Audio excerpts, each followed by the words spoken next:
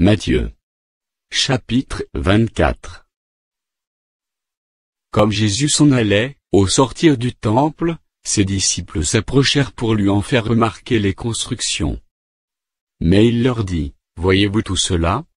Je vous le dis en vérité, il ne restera pas ici pierre sur pierre, qui ne soit renversée. » Il s'assit sur la montagne des Oliviers. Et les disciples vinrent en particulier lui faire cette question, « Dis-nous, quand cela arrivera-t-il, et quel sera le signe de ton avènement et de la fin du monde ?»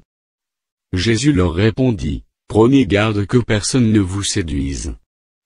Car plusieurs viendront sous mon nom, disant, c'est moi qui suis le Christ. Et ils séduiront beaucoup de gens. Vous entendrez parler de guerre et de bruit de guerre, gardez-vous d'être troublés, car il faut que ces choses arrivent. Mais ce ne sera pas encore la fin. Une nation s'élèvera contre une nation, et un royaume contre un royaume, et il y aura, en divers lieux, des famines et des tremblements de terre. Tout cela ne sera que le commencement des douleurs.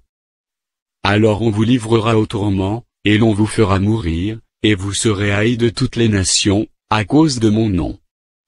Alors aussi plusieurs succomberont, et ils se trahiront, se haïront les uns les autres.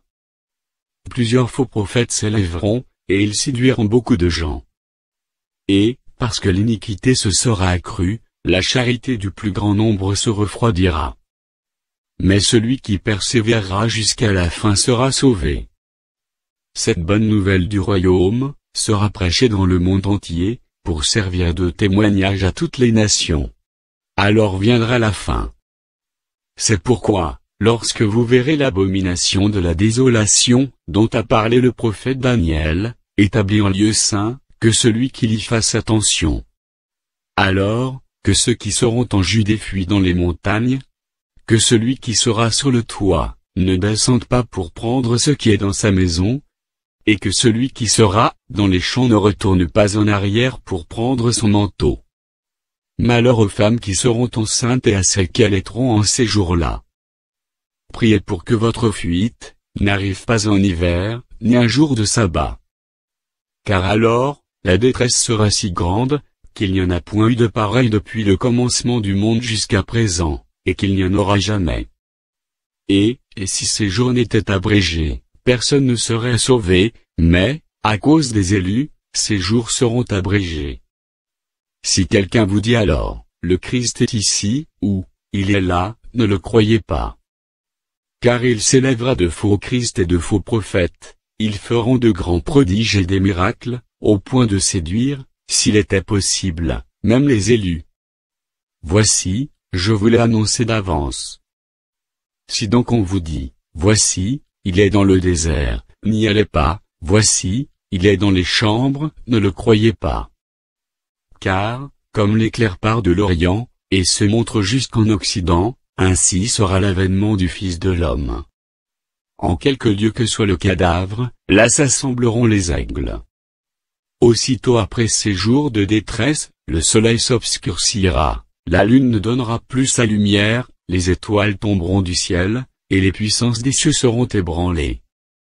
Alors le signe du Fils de l'homme paraîtra dans le ciel, toutes les tribus de la terre se lamenteront, et elles verront le Fils de l'homme venant, sur les nuées du ciel, avec puissance et une grande gloire. Il enverra ses anges, avec la trompette retentissante, et ils rassembleront ses élus des quatre vents, depuis une extrémité des cieux jusqu'à l'autre. Instruisez-vous par une comparaison tirée du figuier. Dès que ses branches deviennent tendres, et que les feuilles poussent, vous connaissez que l'été est proche.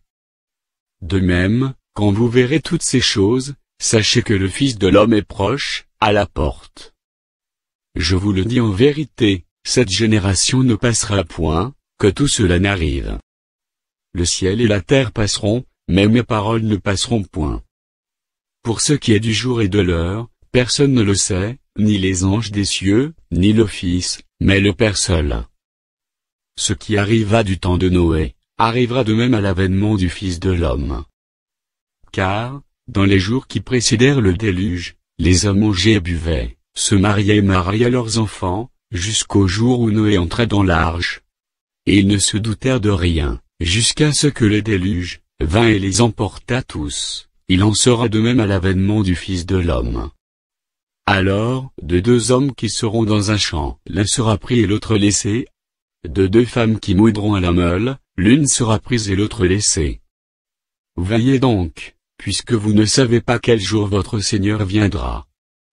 Sachez-le bien, si le maître de la maison savait à quelle veille de la nuit le voleur doit venir, il veillerait et ne laisserait pas percer sa maison.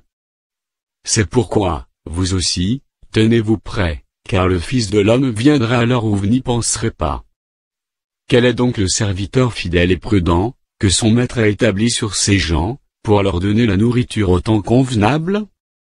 Heureux ce serviteur, que son maître, à son arrivée, trouvera faisant ainsi. Je vous le dis en vérité, il l'établira sur tous ses biens. Mais, si c'est un méchant serviteur, qui dit en lui-même, mon maître tarde à venir, s'il se met à battre ses compagnons, s'il mange et boit avec les ivrognes, le maître de ce serviteur viendra le jour, où il ne s'y attend pas et alors qu'il ne connaît pas, il le mettra en pièces, et lui donnera sa part avec les hypocrites. C'est là qu'il y aura des pleurs et des grincements de dents.